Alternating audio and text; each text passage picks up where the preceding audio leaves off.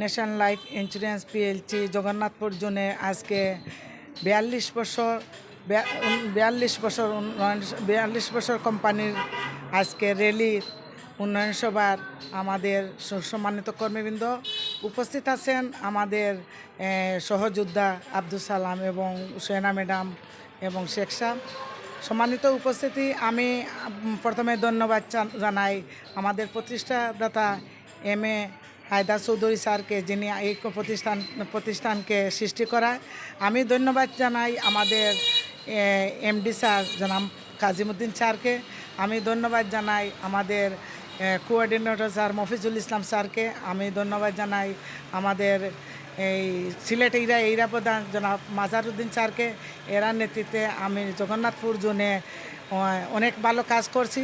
আশা করি জগন্নাথপুর ভবিষ্যতে ভালো একটা এইরা হব, এই আশা আমার আছে। আমি এই আশা ব্যক্ত করছি এবং সবাইকে ধন্যবাদ জানাচ্ছি। আর আজকে র্যালি যারা করছে তারাকেও ধন্যবাদ জানাচ্ছি, গরমের মধ্যে আমাদেরকে সহযোগিতা করার জন্য। এই আশা ব্যক্ত করে সবার সহযোগিতা কামনা করছি।